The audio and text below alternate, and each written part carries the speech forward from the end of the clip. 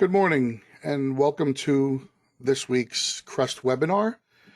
This week is entitled The Key to Success, Mixing Psychology with a Strategy to Win. My name is Bill Gino and I'm one of the co-founders along with Dick Wagner of the Crest Network, and I want to thank you very much for sharing some time with us today. This is a topic that's very, very important to me because I believe that so much of what happens in our businesses is designed very much around our mentality, how we approach the business in our heads. There's only so much that we can force and drive and create and process out. I think the real success and failure of a business lies many times inside the hearts and minds of the owners. And this is just a way that we can start working towards understanding that and using that to our advantage. We're going to start by something that's called the 80-20 rule. We're going to talk about this. There's a very famous motivational speaker / business coach, Tony Robbins. Many of us have seen or heard him. He's very, very popular. He makes an incredible amount of money coaching some of the biggest, most powerful business owners and business managers in this country. And he came up with this thing called the 80-20 rule. And I've heard this a couple months ago. He was actually doing a webinar. Basically, it was a 5-day class, and he did it online during the pandemic because he had lots of classes scheduled and people couldn't make it for obvious reasons to his events, which draw thousands of people. So he did something online, and I was privy to one portion of it. I was watching it one day. It was actually a 4-day event. And I was watching it one day, and he got into this 80-20 rule, and it really, really has stuck in my mind. And over the last 2 or 3 months, it's really been something I've been researching and looking at. And I've come to the realization that it's something that I think is really important for everyone to see. Well, the 80-20 rule means that 80% of a business's success or an individual's success is based on the psychology of that individual. And only 20% is based on the strategies that that business or that person uses. So that's a very interesting concept. A lot of times we're taught, and rightfully so, that our business need to have processes. We need to have checklists. We need to have accountability. We need to make sure that everybody's doing their jobs. But Tony believes that all of that in place only accounts for 20% of the success or failure of a company or an individual. The other 80% lies in their psychology, how they're approaching things. So how are we going to take the 20% that we already are trying our very best to do, and things like the Crest Network and other programs and other processes and paperwork and classes, all those things that make up the 20%? How do we take that and now put that in its proper place, but really start to focus and at least understand a little bit about the 80%?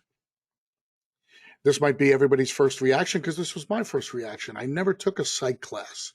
I like to think that I know a lot about the psychology of what makes people tick. I spent the better portion of the last 35 years being a coach. I coached youth sports all the way from, let's call it pre-kindergarten, all the way through high school. I was a high school football coach for about 15 years. So I've had a lot of experience on the coaching side of it.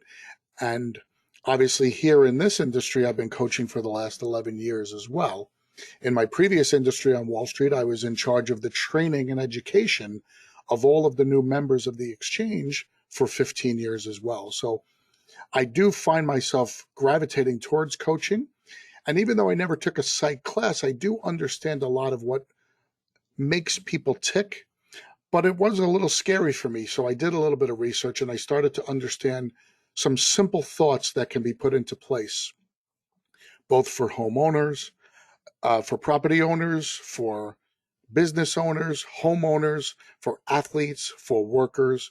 And I wanted to consolidate those thoughts just into some really simple keys that we can all use, especially the owners. The first key is we need to understand our ultimate goal. So what does that mean specifically? Well, we're going to roll through a couple of questions that we're going to ask ourselves and a couple of points that we're going to make sure we know. Understanding our ultimate goal. Why are we in this business? As an owner of a company, many times we're operating the business and we're filling in a lot of the holes and we're plugging a lot of holes and we're creating a lot of work for ourselves because our main goal is to solve problems, because that's what owners do. Ultimately, the buck stops here. We all have that mindset. But the problem is, by doing all of that, all we've bought ourselves is we bought ourselves a job. We didn't buy ourselves a business. So the ultimate goal might have to be something different than what we're doing right now. What is your purpose in owning your company? Guys, if we really ask ourselves this question and we actually have a really honest answer, we might not like the answer that we come up with.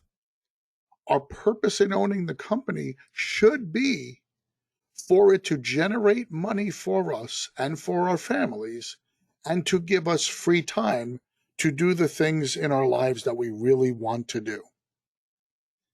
We take on all the financial burden, we take on all the reputational burden, and we take on all the responsibilities of having people working for us and putting their lives and their families' lives in our hands. And we take on all the risk and the liability. For what purpose? If we're doing that just so that we can solve problems and just so that we can be the one who's out on the truck every day, all we've done is we've bought ourselves a job. Well, you can have a job somewhere else in the industry where you're working for someone else, have none of those burdens and responsibilities, and make the same amount of money.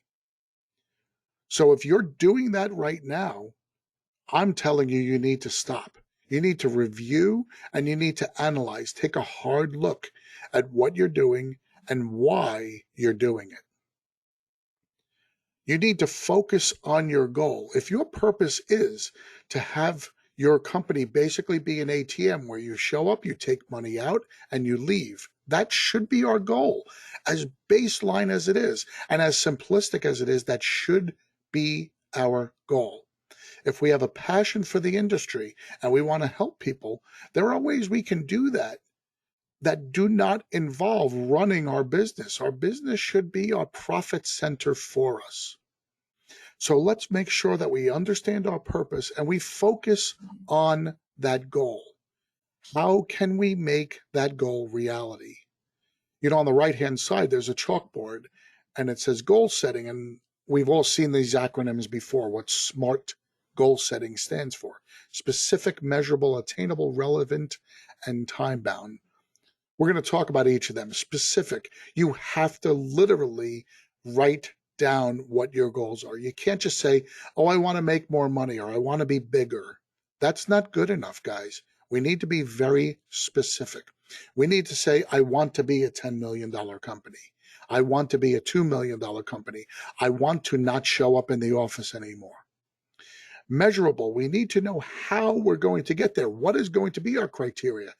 Like I said, if the goal is to be a bigger company, how big? I want to be a $10 million company. I want to make $1 million a year profit. Those are measurable goals. Attainable goals. If you're a guy with 3 employees and you say, I want to be a $10 million company next year, that's pretty much not an attainable goal. So make sure it's something that's within your scope of accountability and achievability. Very important to understand. You have to make your goals attainable. If we're trying to lose weight, it's very, very difficult for someone to say, I want to lose 100 pounds. We need to start with an attainable goal, and we need to start with something that's realistic because we don't want to give up too soon. The R is for relevant. We need to make our goals relevant. We have to make sure that they fit with what our company does. I don't want to sit here and say I want to design a car that can get 100 miles to the gallon if I'm in the restoration business. Let's make sure that our goals are relevant to what we're doing. And time bound is really what I wanted to talk about in terms of urgency. Let's make sure that we create an urgency for winning. And I use the term winning because a lot of this thought process goes for professional athletes. Tony Robbins does work with quite a few professional athletes, and it's about goal setting. And for the professional athlete, he works slightly differently, but it's about winning. It's about getting that endorphin rush out of success. While as a business owner, we might not get that same endorphin rush that Serena Williams might get if she wins a tennis tournament, but we do get the rush over time of knowing that we are operating better and we are being more successful. But we need to create an urgency. We can't just say at some time in the future or 10 years from now. We need to make it something that forces us into action today. So those are very important, specific, measurable, attainable, relevant, and time bound or time sensitive. Find out what your purpose is. Ask yourself that really, really tough question. Make sure you understand how relevant you are. Make sure you understand how you want to focus on your goal, and make sure you understand that it's going to be urgent. Now, these goals for owners can work for anybody as well. These goals can work for a worker as well. If you are a marketer or if you're a PM on a project, you have the same exact ability to set goals for yourself. Let's talk in the case of marketers. You can set your own targets and goals for yourself. You can say, I want to do $1 million in sales by the end of next year. Is that specific? Yes. Is it measurable? Yes. Is it attainable? Well, I can't answer that, but you specifically should be able to answer that. If it's 300 or 400% of what you're currently doing, that's probably not attainable. But if it's 100% or less of what you're currently doing, it definitely is attainable. Is it relevant? Yes. Is it time bound? Yes. You've said by the end of next year. So those are things that you can do within your own business. You can set your own goals within your capacity as a worker. As a PM, if you want to get your closing ratios up, you can set those goals. You can work on things. This is obviously thoughts for owners about how to drive their companies, but it also relates to you specifically and how to drive your specific tasks. So please don't think that this is exclusive or only for owners. Next thing I want to discuss, really important, is I want to start talking about step 2. Step 1 was making sure we know what our goals are. Step 2 is real simple. We need to break down any barriers to success. Easier said than done once again. We need to break down barriers. We have a tendency as human beings to want to avoid pain. So one of the things that we do to avoid pain, and I've figured this out through doing some research after Tony Robbins' seminar, was we put roadblocks up to our own success and we make excuses as to why we can't achieve something. We don't want the pain of failure. So to avoid the pain of failure, many of us will put up roadblocks or will identify barriers that allow us to not be able to succeed. If we do succeed, then we're even that much better. But we set up those roadblocks and we do that in a way that makes sure that if we fail, we don't feel so bad about ourselves. Well, he calls that negative thought process and negative logic, and he wants to eliminate that. So we need to identify the roadblocks that are ahead of us, and we need to create solutions. It's very, very important that we do that. Once again, this requires a very honest discussion. Many of us are 90% to where we want to be as individuals, as owners, as marketers, as PMs, as technicians. There's a 10% that we know that we need to improve. But for most of us, we're willing to accept the 10% as either something we can't change or something that's going to be too difficult to overcome. Well, we need to eliminate both of those reasonings. We need to identify them. We need to say to ourselves, I'm not really good at one-on-one conversation. I'm not really good at cold calling. I'm not really good at leadership.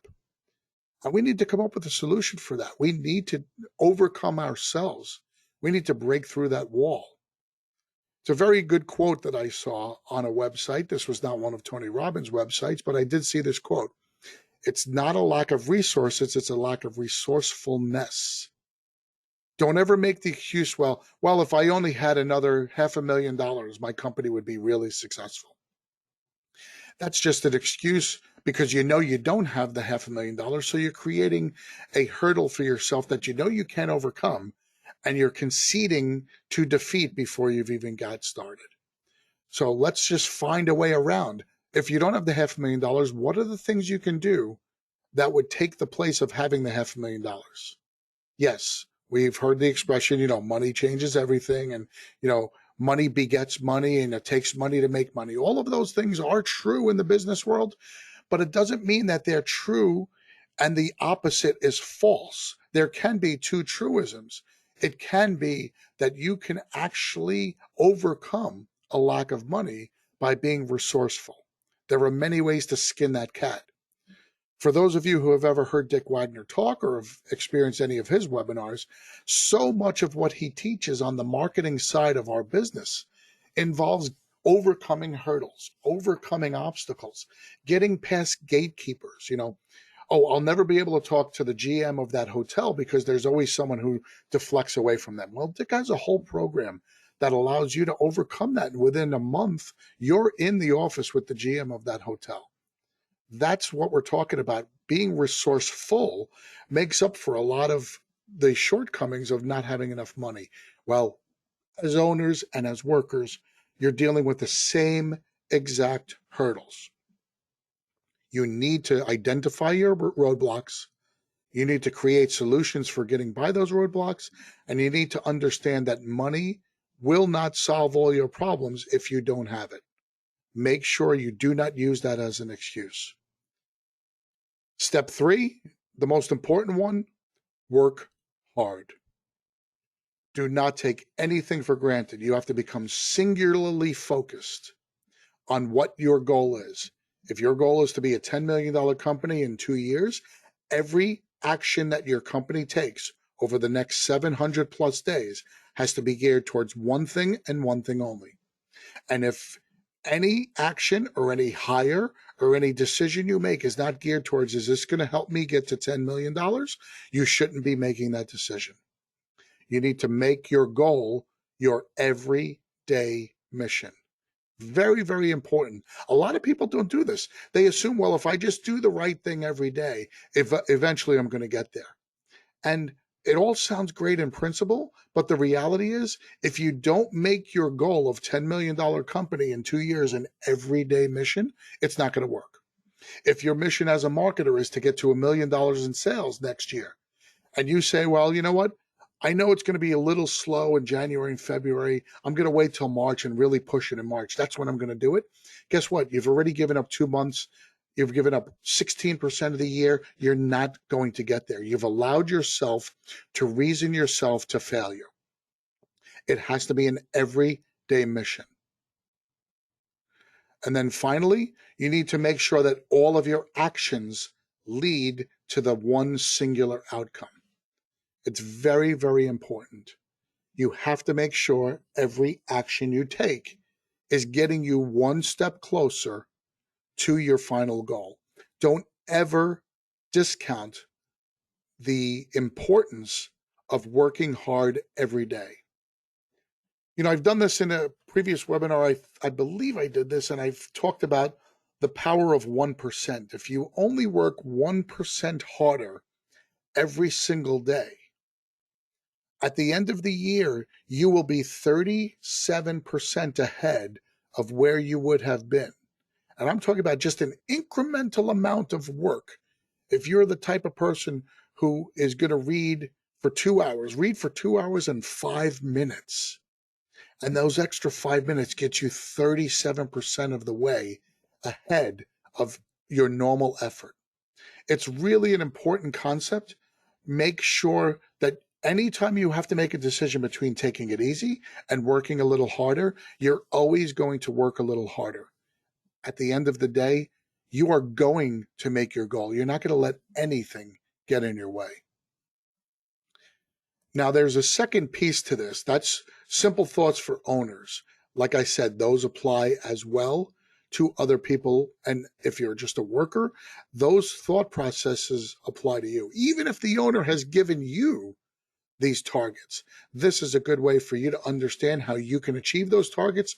And if you're a really solid worker and you really understand how your mind and your psychology drives everything, you're going to exceed your owner's targets, because there's probably a really good chance that he's not even giving you a target that's um, to the level of your attainability. He's probably giving you something that's lower because he doesn't have the same faith and belief in you, because you're driving yourself to a much greater level. So let's understand that 80-20 rule applies to everybody. Let's use the 80 to our advantage. Let's not rely just on the 20. Remember, if you're a marketer, everybody else in your marketing space that you're competing against is living in the 20. They're all living, well, here's my process, here's my steps. I'm going to go in, I'm going to drop off a coffee cup, and this is what I'm going to do. Or I'm going to use this particular script. Well, if you start using the 80 and you start using the psychology, not only of how to handle them, which we're going to talk about in the next section of psychology of leading and handling others, I'm also going to talk about the psychology of how you can make yourself more driven and more ultimate goal focused. Let's start talking about the second part of this really, really important concept, which is the psychology of leadership.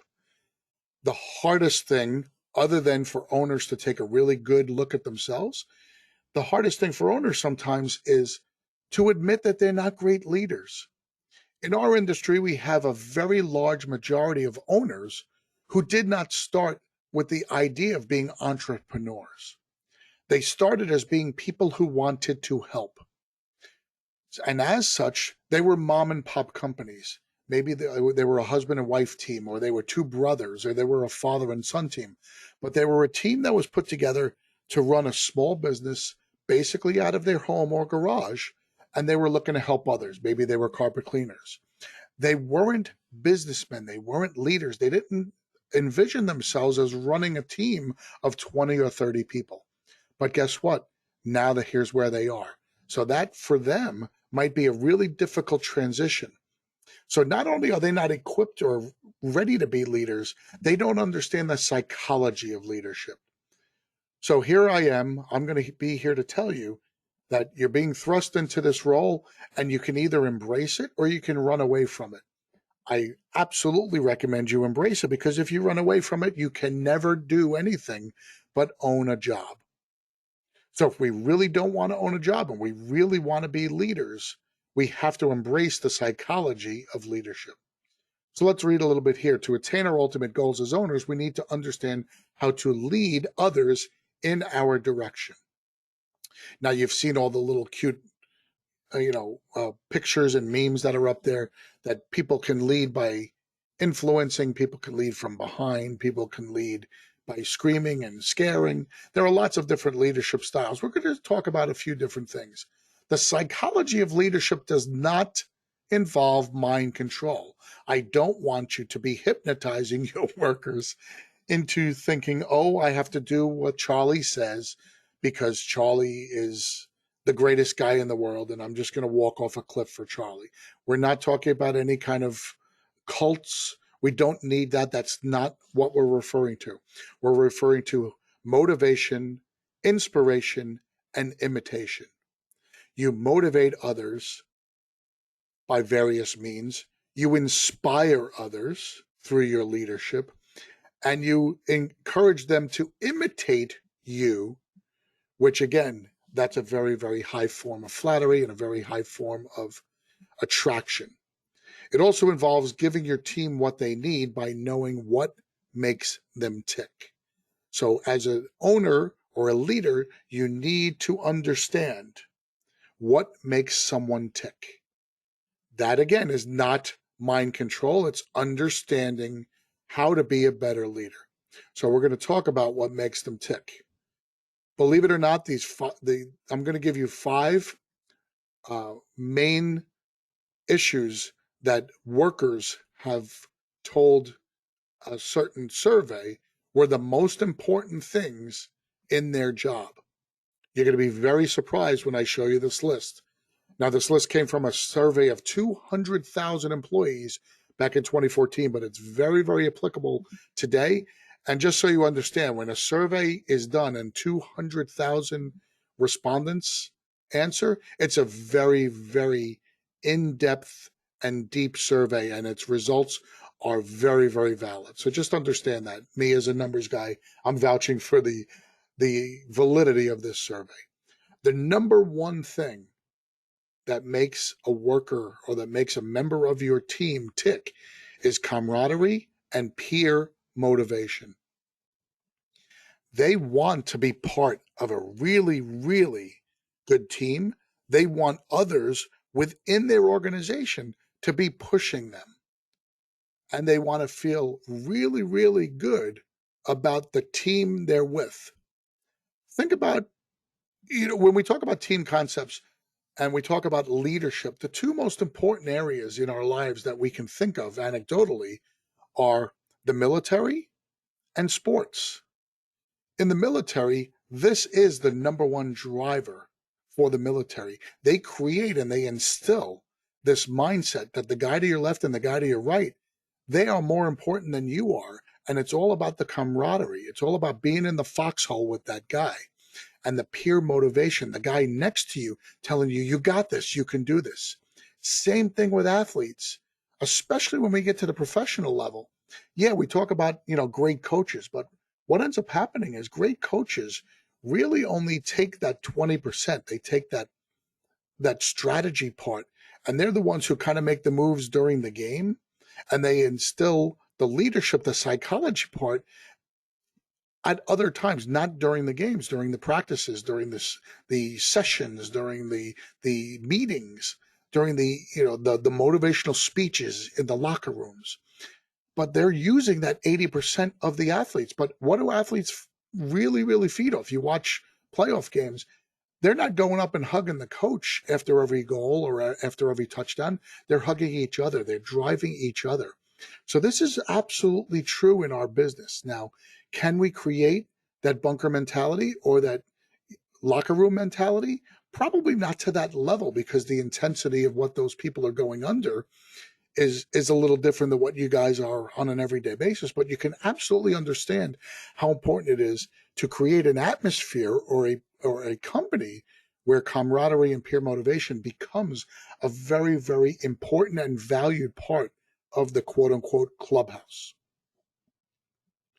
The number two thing that makes a worker tick is their intrinsic desire to do a good job.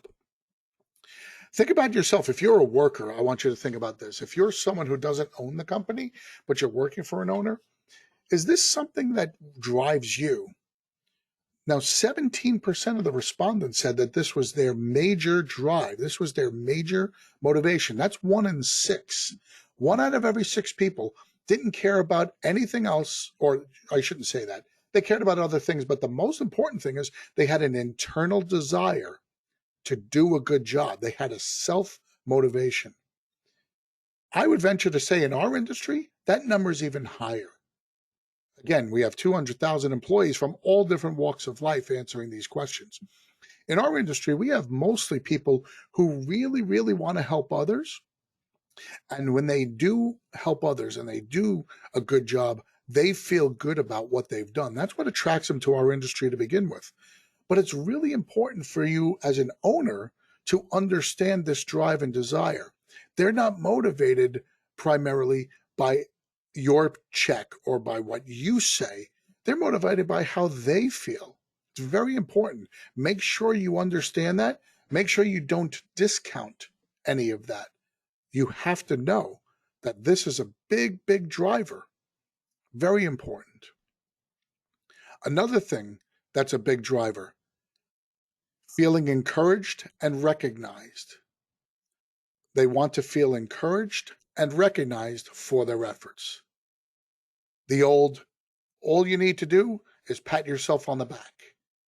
Well, guys don't like to always pat themselves on the back. Sometimes that's taken the wrong way.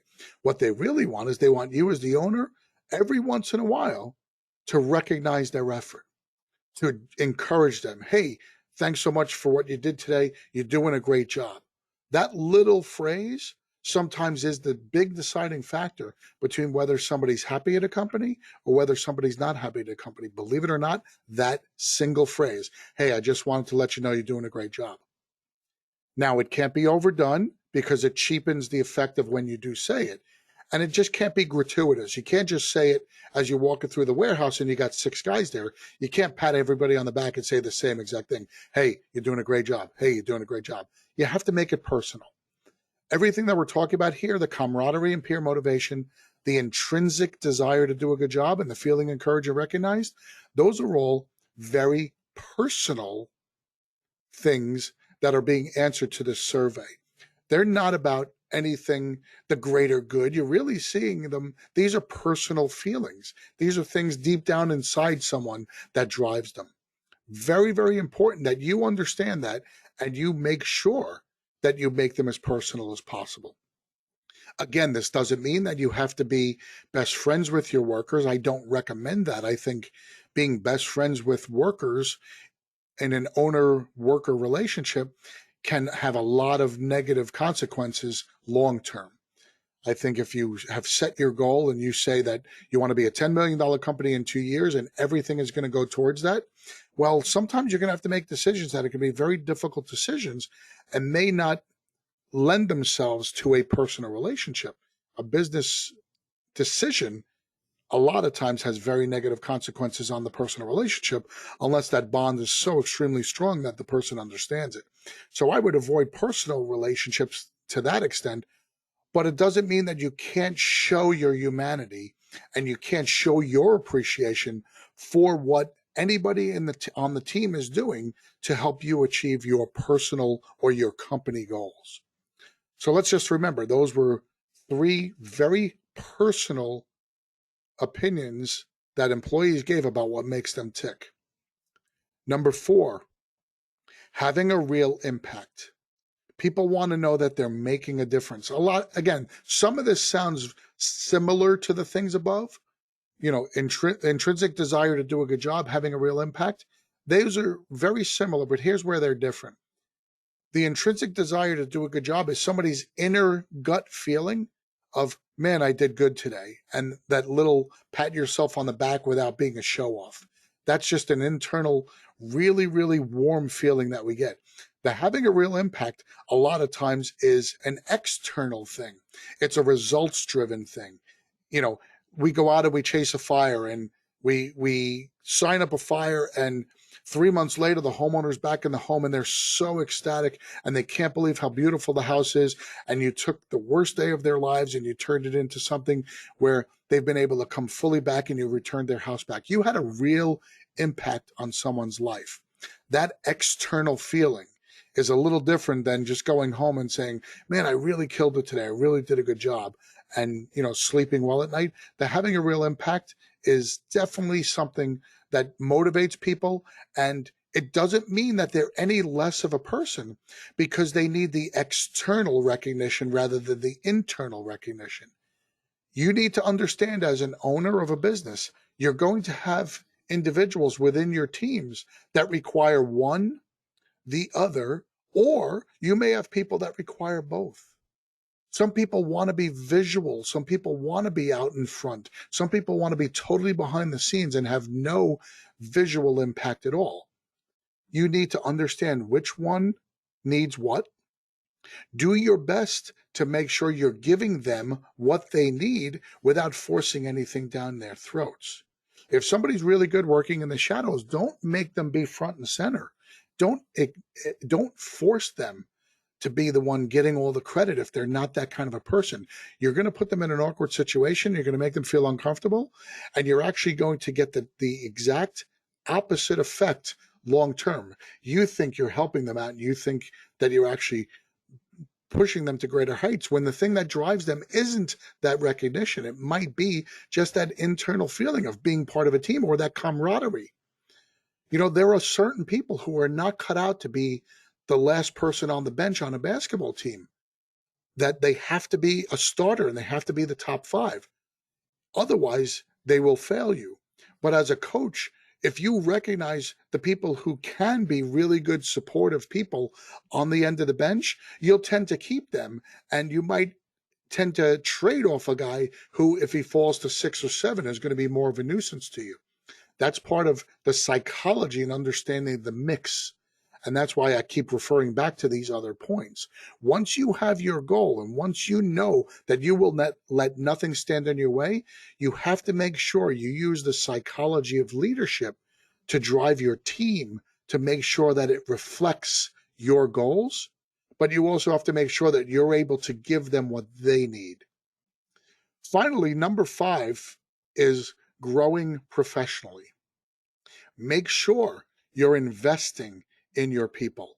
Make sure that you're giving them the ability to see that as the company grows and as you reach your goals, you're going to allow them the ability and the application to be able to grow with the company or individually.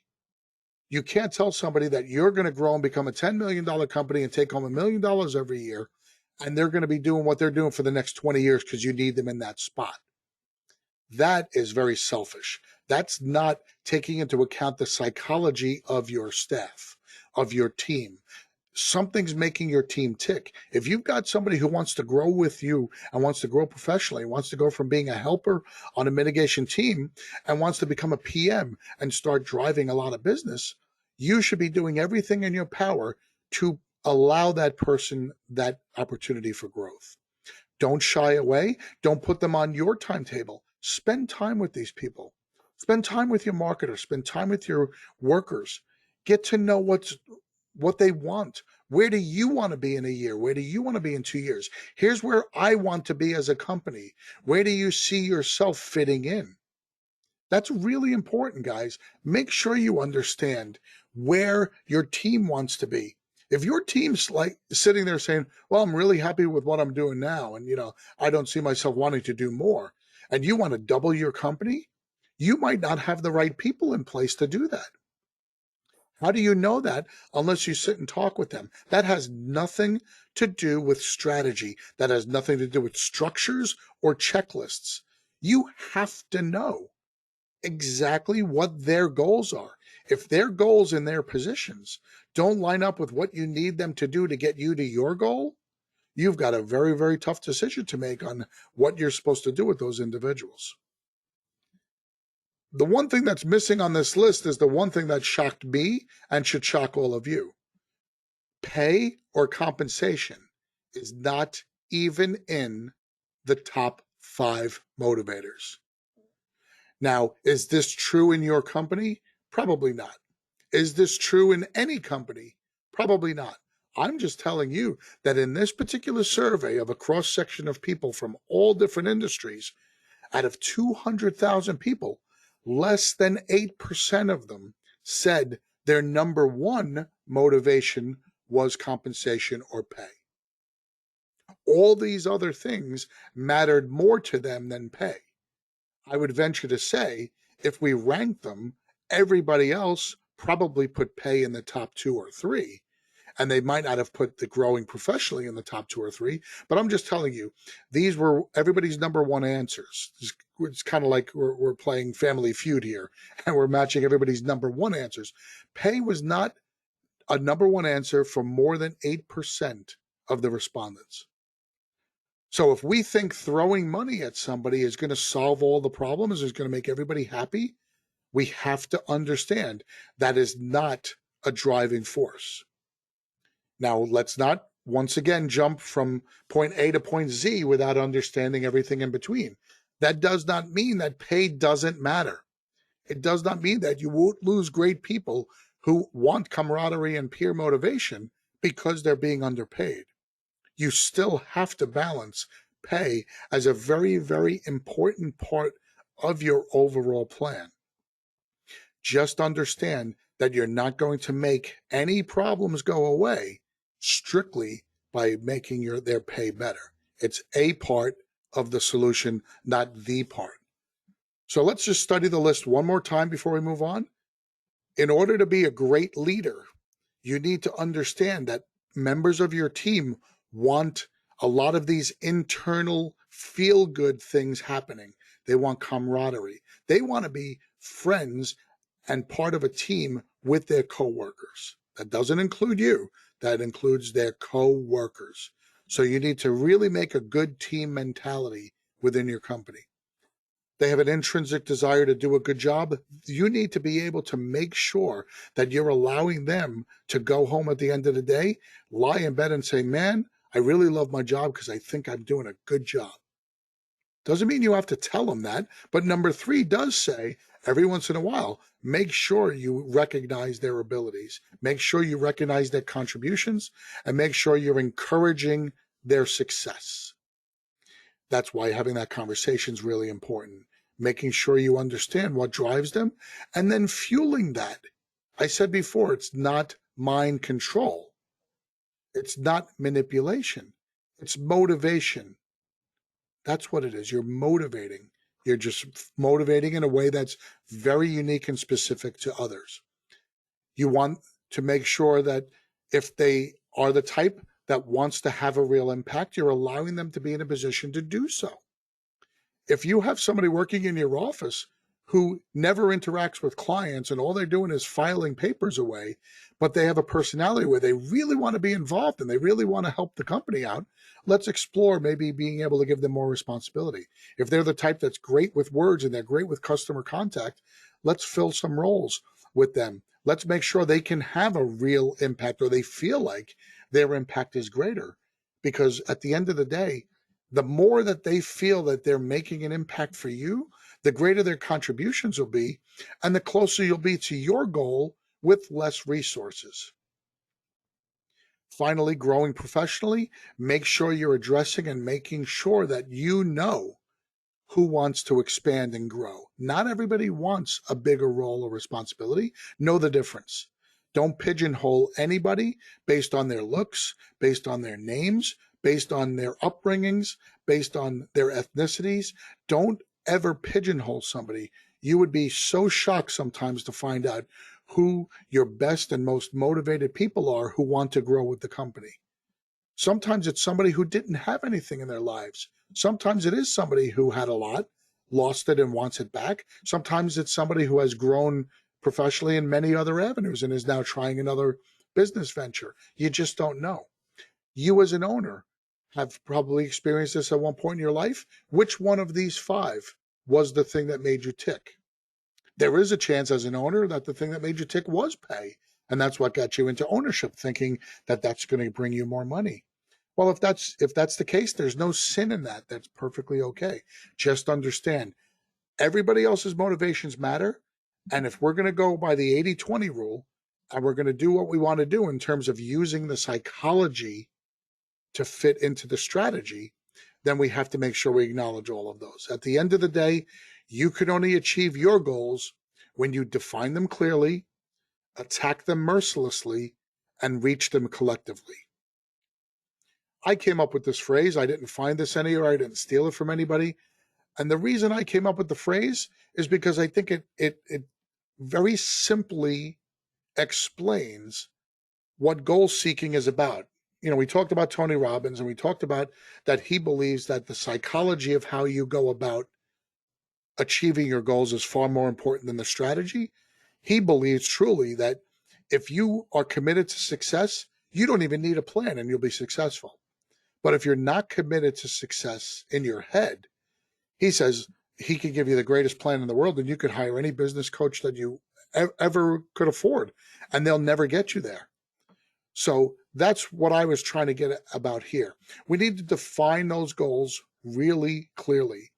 I've gone to the point where some of the owners that I've been coaching, I've made them physically write down their goals.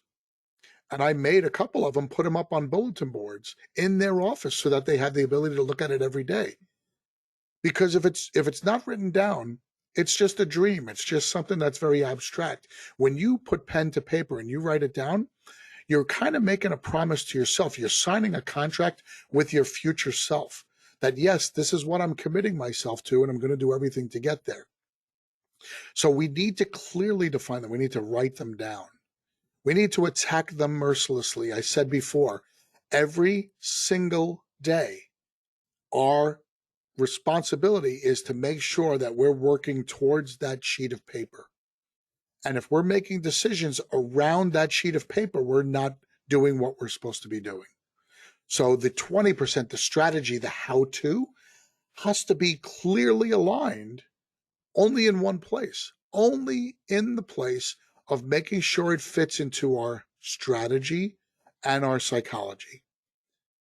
Like I said before, we can't sit there and say, well, I'm going to do this week and I'm going to wait, or a marketer can't say, I'm going to wait till March and then start really kicking it into high gear. If we make a decision today that next year we want to be $1 million marketer, guess what? This afternoon, we should start changing what we're doing and developing a new strategy this afternoon that takes us towards that goal. Because once we make our mind up, what are we waiting for? Finally, reaching them collectively. As an owner of a business, we can't say, I'm going to do it all myself. Sometimes we default into that because we get upset with our workers or our vision isn't being clearly executed. Guess what, guys? That's on us. If our staff and our workers are not clearly executing our vision, we haven't done a good enough job of translating that vision into the strategy. That's on us. If you're out there working, or if you're involved in every single job, or if you're involved in a third of the jobs that your company's doing, you're not defining yourself properly. You need to remove yourself and you need to focus on that. When I talked before about the hurdles and being able to look squarely in the eye of what is in front of us and blocking out anything that's going to cause a problem, that's one of our biggest problems, guys. We don't want to admit our own shortcomings. So part of the psychology aspect of being an owner, part of the 80-20 rule is, let's acknowledge when we are at fault. Let's do everything in our power to eliminate our fault. Because the second we don't have to be on every job, we've got that much more time to devote to the business towards making it a bigger, better business. So collectively means we have to take ownership of the fact that we need our teams with us, and let's make sure our teams get what they need to do their best. I know that was a lot to absorb, and I know that obviously we're going to have a lot more to talk about in the upcoming weeks and months. Please, if you had any questions on anything involving this particular webinar, please reach out to me, reach out to Dick Wagner as well. We'd be more than happy to sit and talk with you about the psychology aspect of your teams. If you are a worker, if you're a team member and you have questions about this is very important for you as well, because as we continue to coach your owners, we're going to be coaching them on these things. We want to make sure that you are a valuable part of this process. Please reach out to us as well. We welcome any and all questions, comments. We thank you so much for being involved with the Crest Network. We want to thank you so much for your participation today. And on behalf of Dick Wagner, this is Bill Giannone, wishing you nothing but the best. I want you to have a great day, and thank you so much. Bye-bye.